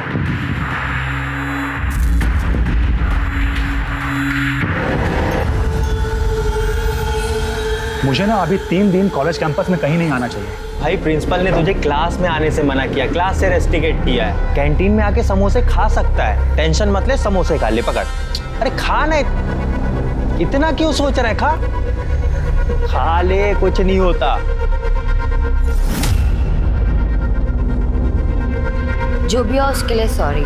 मुझे तुमसे एक बात कहनी थी। तुम्हें देखते ही मुझे तुमसे प्यार हो गया था। I love you. कहीं ये तुम्हारी फिर से कोई नई गेम तो नहीं है? मुझे पता था तुम्हें मुझ पर ट्रस्ट नहीं होगा, इसलिए मैंने तुम्हारे नाम का टैटू बनवाया। और इस तरह उस लड़की ने मेरे बेटे को फंसा लिया था सर। उसके पिताजी को जब इन दोनों के अफेयर के बारे में पता चला ना, उसके पिताजी ने उसकी मंगनी, उसकी सगाई किसी और के साथ कर दी। और इस बात से नाराज होकर आपके बेटे प्रवीण ने प्रियंका को अगवा कर लिया, आपके घर ले आया। आपने उन दोनों को गुस्से में आकर मार डाला, जला डाला। नहीं सर, ऐसा कुछ नहीं किया है सर। मैं तो हमेशा से कहता रहा मेरे बेटे को कि दूर रहे इस लड़की से, लेकिन वो था कि पागल हुआ जा रहा था उस लड़की के प्यार में। सर उस लड़की की सगाई हो गई थी, उसके बावजूद मेरे बेटे को मिलने मेरे घर आती थी।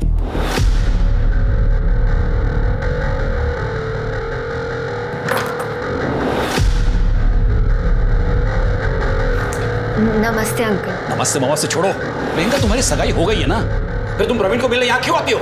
वो तो मम्मी पापा को शक ना हो इसलिए उनकी खुशी के लिए कर ली, लेकिलेकिन मैं प्यार प्रवीण से ही करती हूँ। प्रवीण, इस लड़की के लक्षण मुझे अच्छे नहीं लग रहे। देखना एक दिन तुम्हें बर्बाद करके छोड़ेगी ये।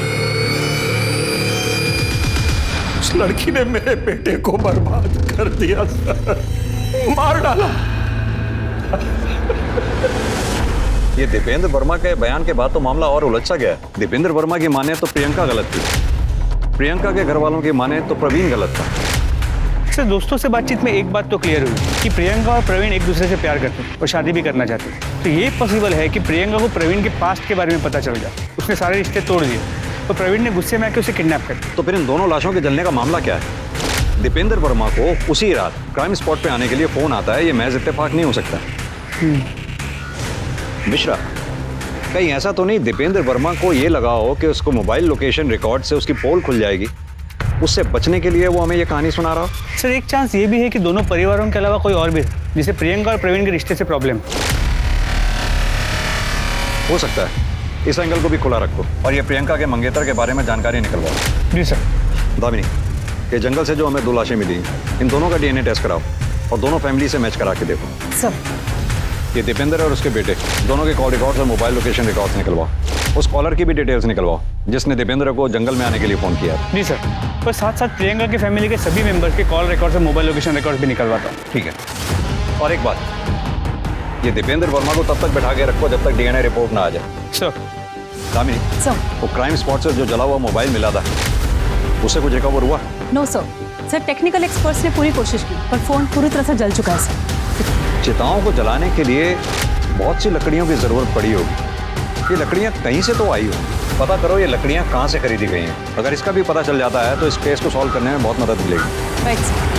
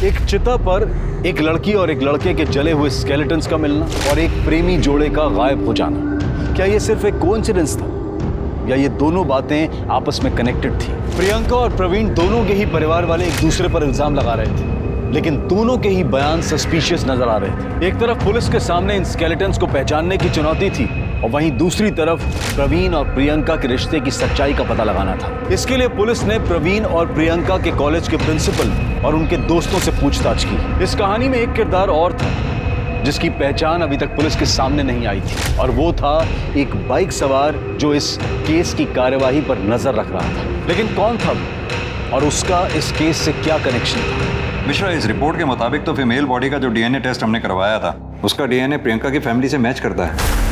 इसका मतलब वो फीमेल बॉडी प्रियंका की है। जी सर, लेकिन मेल बॉडी का डीएनए दीपेंद्र से मैच नहीं करता, मतलब वो बॉडी प्रवीण वर्मा की नहीं।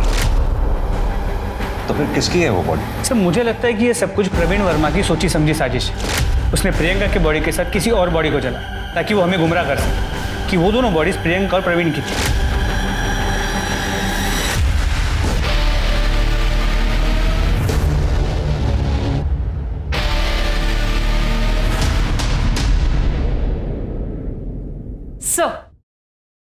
सर, ये प्रियंका और प्रियंका की फैमिली की कॉल रिकॉर्ड्स आ गई। और सर, ये प्रवीण के पिताजी दीपेंद्र की। कुछ सस्पिशियस मिला इन दोनों में? सर, बाकी के कॉल रिकॉर्ड्स तो क्लीन है सबके। सर, और प्रियंका की आखिरी बातचीत 19 तारीख को रात 10 बजे प्रवीण से हुई थी। सर, उसके बाद से दोनों के फोन स्विच ऑफ है। दामिनी, पता करो जब प्रियंका की आखिरी बार बात प्रवीण से हुई तो उन दोनों के फोन की आखिरी लोकेशन क्या थी? सर, दोनों की मोबाइल की लोकेशन उनके अपने अपने घर की थी। यानी कि प्रवीण जब प्रियंका को अगवा करने के लिए गया तो हो सकता है वो अपना फोन स्विच ऑफ करके अपने घर पे ही छोड़ गया हो। सर, एक और बात, सर प्रियंका के कॉल रिकॉर्ड्स में एक नंबर मैंने हाईलाइट किया है। सर, ये नंबर। सर, इस नंबर पे प्रियंका की काफी बार बातचीत हुई पर कॉल की ड्यूरेशन काफी कम थी। किसका नंबर है? सर, गुलशन शर्मा। सर, मोबाइल कंपनी से मैंने इसके बारे में पता किया। इसका फोन अभी तो स्विच ऑफ आ रहा है और जो रजिस्टर्ड एड्रेस है वो भी फेक है। सर, मोबाइल कंपनी से मैंने इसकी फोटो मंगवा ली। सर, ये दामिनी, सर पता करो ये गुलशन शर्मा कौन है और इसका प्रियंका से क्या लेना देना है। और हाँ, वो प्रियंका की बॉडी के अवशेष प्रियंका के घर वालों को हैंड ओवर कर दो। सर।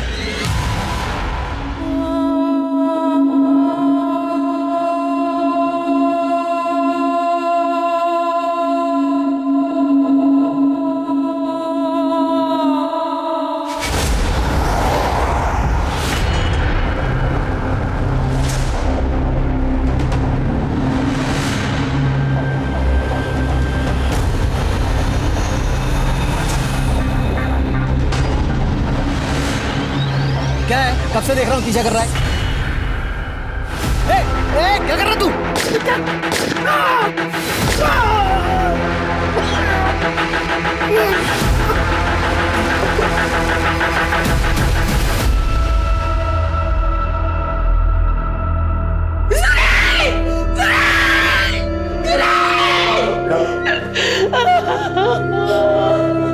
प्रतिभा जी, आपको क्या लगता है आपके भाई सुरेश सिंह को किसने मारा हो?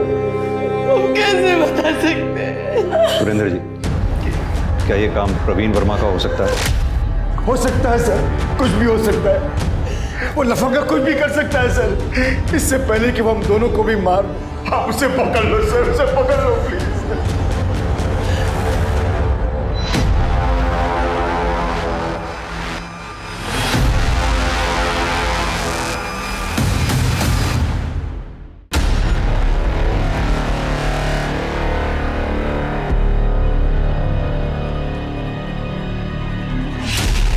बेटा,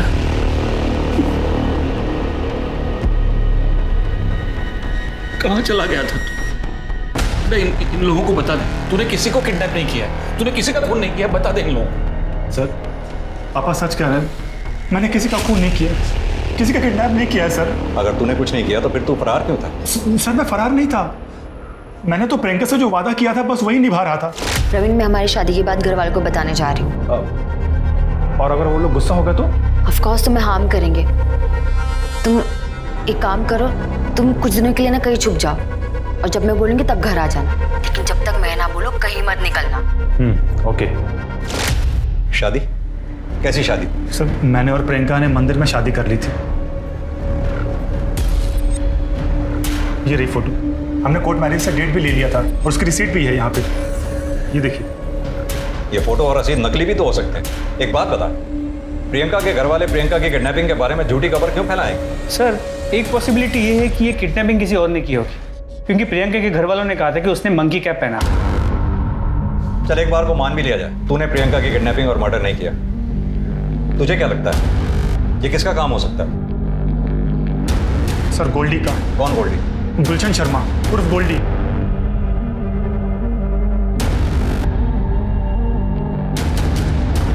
ये क्या वो? हाँ मैडम, ये वही गोल्डी है। सर, ये तो प्रियंका के पीछे पागलों की तरह पड़ा हुआ था।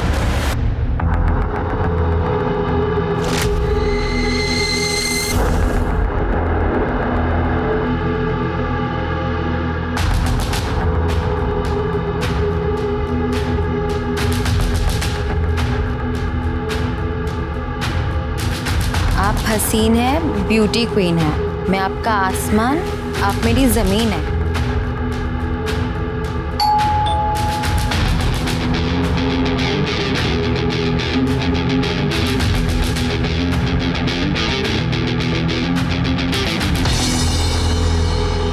टू माई लव प्रियंका, सिर्फ और सिर्फ आपका गोल्डी। कौन है ये गोल्डी और ये सामने क्यों नहीं आता ये? मुझे कैसे पता कौन है? होगा कोई सन की। अरे जिसे जानती नहीं उसका गिफ्ट क्यों एक्सेप्ट करना? चलो चलते हैं यहाँ से।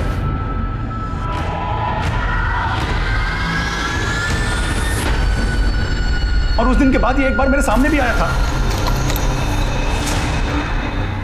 ए, चल चाबी दे।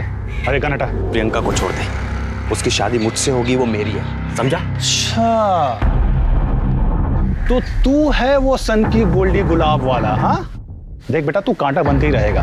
मेरी और प्रियंका की शादी हो चुकी है मंदिर में। एक बार अगर मैं फिर से पुराना प्रवीण बना ना, तो फिर तेरी तो सच्चाई का पता चलने दे।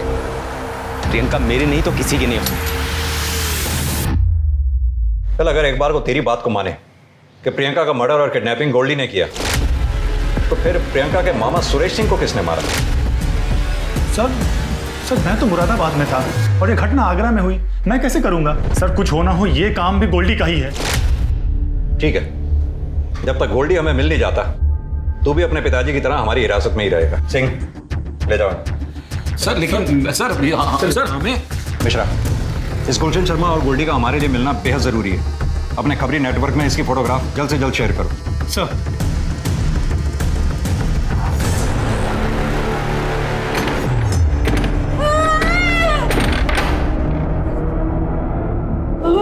क्या है? क्यों चिल्ला रही हो?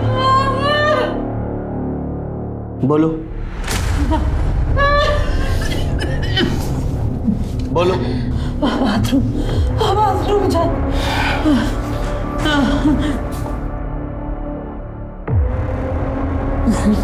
जाओ।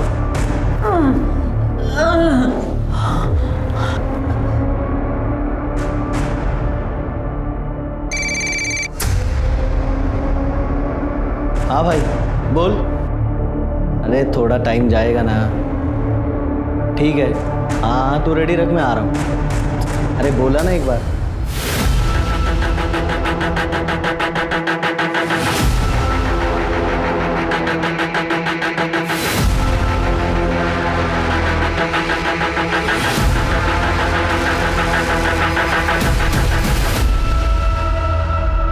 आराम से, आराम से। अब बताइए बात क्या है? साहब मेरा बेटा राजकुमार, उसको मर के इतने दिन हो गए, पर मुर्दाघर वाले उसकी लाश नहीं दे रहे। क्यों? मुझे उसके एक्सीडेंट में मरने की खबर एक दिन बाद मिली। गांव से यहाँ तक आते आते 3 दिन और बीत गए। मुर्दाघर वालों ने बोला कि उसकी लाश को मेडिकल कॉलेज में पढ़ाई के लिए दे दिया है। तो आपने मेडिकल कॉलेज पता किया? उन लोगों ने बोला कि वहाँ पर कोई लाश नहीं आई है। अब मैं वापस मुर्दाघर गई और वहाँ का अटेंडेंट कभी मिलता ही नहीं था। फिर जब मैंने पुलिस स्टेशन आने का सोचा, यहाँ पे शिकायत करने आई, तो वो मेरे पीछे पीछे आया, मुझे बेला फुसला के अपने साथ ले गया। हाँ सर, ये अम्मा सही कह रही है। मैंने पुलिस स्टेशन के बाहर देखा था, ये अम्मा एक बाइक पे बैठ के जा रही थी। मैं बड़ी मुश्किल से अपनी जान बचाकर वहाँ से भाग कर आई हूँ साहब। कौन था वो आदमी? उसका नाम पता है आपको? सुनील प्रसाद। वो घर याद है जहाँ आपको उसने बांध के रखा था? हाँ साहब याद है, कल याद है साहब।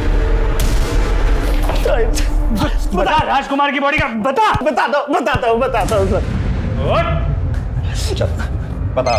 सर वो 3 दिन तक बॉडी किसी ने क्लेम नहीं की, तो इसलिए मैंने मेडिकल कॉलेज के स्टूडेंट को पढ़ाई के लिए बॉडी दे दी।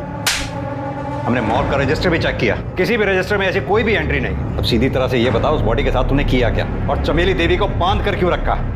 बोल।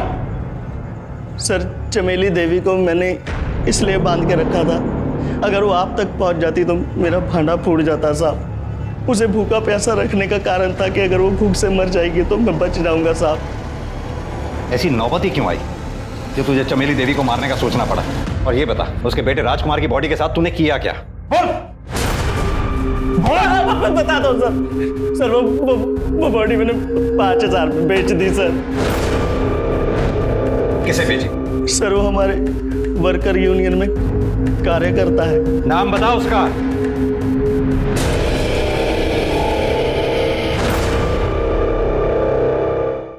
ये वो सुरेश सिंह? जी सर।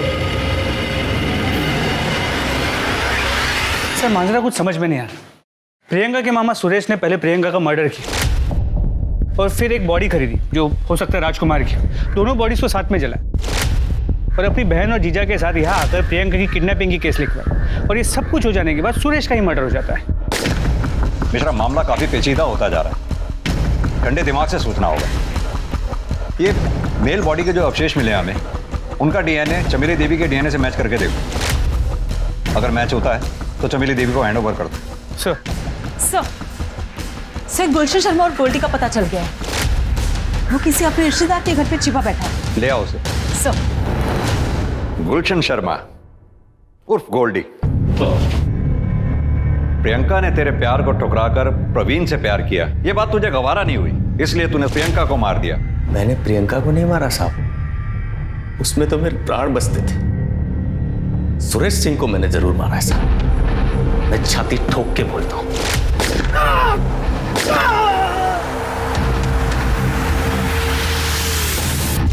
क्यों मारा सुरेश सिंह को? हमेशा की तरह 19 फरवरी की रात को मैं प्रियंका की खिड़की के बाहर गया था, उसे एक नजर देखने के लिए।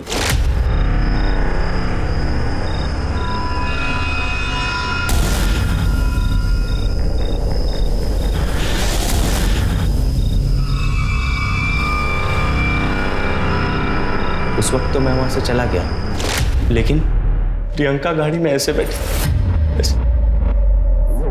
जैसे कि बेहोश हो। बाद में मुझे पता चला कि वो मर गई साहब। तब मुझे पूरा यकीन हो गया कि सुरेश ने ही उसको मार डाला साहब। तुझे ये लगा कि सुरेश सिंह ने प्रियंका को मार डाला, इसलिए तूने सुरेश को मार डाला? क्या प्रूफ है तेरे पास? तूने अपनी आंखों से देखा था सुरेश को प्रियंका को मारते हुए? हाँ देखा था ना साहब, मन की आंखों से देखा। सुरेश ने मारा था मेरी प्रियंका को। उसके साथ क्या किया मैंने? मेरी जिंदगी तो प्रियंका की है। अब आपको मुझे जो सजा देनी है दे दो। तुझे क्या सजा देनी है ये कोर्ट डिसाइड करेगी। पुलिस ने गुलशन वर्मा उर्फ गोल्डी पर सुरेश सिंह के मर्डर का एक अलग से केस तैयार किया और चार्जशीट फाइल कर दी। और प्रियंका सिंह मर्डर केस में भी उसे पुलिस ने रिमांड पर ले लिया। प्रियंका सिंह मर्डर के मामले में पुलिस ने गोल्डी को तोड़ने के लिए हर तरह के हथकंडे अपनाए, लेकिन कोई भी नई इंफॉर्मेशन या सबूत सामने नहीं आया। प्रवीण के पास मर्डर का स्ट्रॉन्ग मोटिव था। उसका अचानक गायब हो जाना, उसके पिता दीपेंद्र का आधी रात को अननोन कॉल पर क्राइम सीन पर जाना, ये सब पुलिस को अटपटा तो लग रहा था, लेकिन पुलिस के पास इन दोनों के खिलाफ कोई पुख्ता सबूत नहीं था। उधर वो मेल डेड बॉडी का डीएनए चमेली देवी से मैच कर गया, जिससे प्रूव हुआ कि उस रात प्रियंका के साथ चमेली देवी के बेटे की लाश को जलाया गया था। फिर पुलिस को खबरी के जरिए उस आदमी का पता चला जिसने वारदात की रात प्रियंका सिंह और चमेली देवी के बेटे राजकुमार की लाश को जलाने के लिए लकड़ियां दी थी। सर ये जगदीश शमशान भूमि का चौकीदार, इसी ने लकड़ियां बेची। नहीं साहब, मैंने किसी बाहर वाले को लकड़ी नहीं बेची। झूठ बोलता है। देख, मुझे पूरी सच्चाई पता है। तू जुए में बहुत पैसे हारा था, तुझे पैसों की जरूरत थी, और 19 तारीख की रात अचानक से तूने अपना पूरा उधार चुकता कर दिया। कहाँ से आया पैसे? लकड़ियां बेची ना तूने? लकड़ियां बेची ना? सब वो लकड़ियां मैंने। आप जैसे लोगों का मुझे समझ में नहीं आता, पुलिस को ऐसे नाच क्यों नचाते हो? अब नजरें झुकाने से क्या फायदा? सीधी तरह से यह बताओ कि अपनी बेटी प्रियंका को क्यों और कैसे मारा।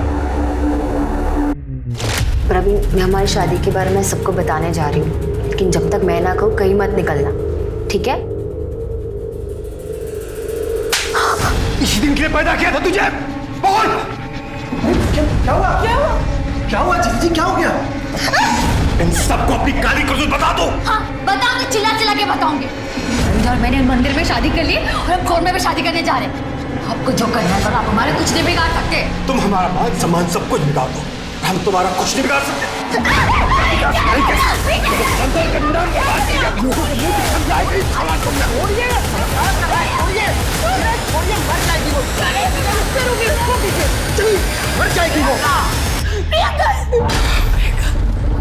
अरे बाप रे, ये तो मर गई। दीदी चीखो मत, पड़ोसी आ जाएंगे। जीजा जी सुन रहे हैं आप? इसकी लाश को ठिकाने लगाना पड़ेगा, मर गई ये। एक काम करते हैं, इसकी लाश को ठिकाने लगाते हैं और ऐसा करेंगे कि लगे कि प्रवीण और प्रियंका दोनों मर गए, और फंसाते हैं प्रवीण के बाप को इसमें। मैं उसको फंसाने के लिए फोन करके बुलाऊंगा। हेलो। हाँ दीपेंद्र वर्मा। सुरेश ने मुर्दाघर से लाश का जुगाड़ किया। मैं शमशान जाकर लकड़ियां खरीद लाया। मैं लाश और लकड़ियां लेकर जंगल पहुंचा, चिता तैयार रखी। फिर सुरेश वहां प्रियंका की लाश को लेकर पहुंचा। दूसरे दिन सुबह हमने किडनैपिंग का केस रजिस्टर करने का प्लान बनाया और उसकी सारी प्लानिंग सुरेश ने की। अरे जीजा जी क्यों कर रहे हैं? ऐसे मारेंगे ना तो पुलिस को पता चल जाएगा। चुकी सुरेश मत करिए। क्या कर रहे हो? दीदी आंख बंद कर, आंख बंद। फिर आप लोग पुलिस स्टेशन आए अपनी बेटी प्रियंका के गुमशुदगी की झूठी कंप्लेंट लिखवाने। प्रियंका पर मुझे गर्व था। बचपन से लेकर जवानी तक उसको मैंने एक बेटी की तरह पाला, और उसके प्यार और शादी वाली बात में बर्दाश्त नहीं कर पाया, और उस गुस्से ने मेरे हाथों मेरी बेटी का खून करवा दिया। गुस्सा नहीं, सोच, एक गलत सोच तुम्हारे झूठे अहंकार पे हावी हो गई, जिसकी वजह से अपनी बेटी प्रियंका का कत्ल कर दिया, ऑनर किलिंग। सुरेंद्र सिंह, तुम्हें मैं ऐसी सजा दिलवाऊंगा, कोई भी माँ बाप ऑनर किलिंग से पहले 10 बार सोचेगा। प्रियंका सिंह मर्डर केस में प्रियंका के पिता सुरेंद्र सिंह के साथ साथ उसकी मां प्रतिभा सिंह पर भी केस चलाया गया और दोनों को सजा भी हुई। ऑनर किलिंग ये एक बेहद गंभीर विषय है। विकास के इस दौर में लोग अपनी बेटियों को आज scientist, sports person, pilot, doctors, engineer और ना जाने क्या क्या बना रहे हैं, लेकिन उन्हें अपनी मर्जी का जीवन साथी चुनने का हक नहीं देते। हमारे समाज के लिए बहुत ही शर्मनाक बात है। प्रियंका के पिता ने एक संसार को ना बसने देने की जिद में अपने हंसते खेलते परिवार को बर्बाद कर दिया है। अब मैं अनूप सोनी आपसे विदा लेता हूं, फिर मुलाकात होगी क्राइम पेट्रोल सतर्क में एक और नए केस के साथ। तब तक अपना और अपने परिवार का ख्याल रखें, सतर्क रहें, सुरक्षित रहें और देखते रहें क्राइम पेट्रोल सतर्क। जय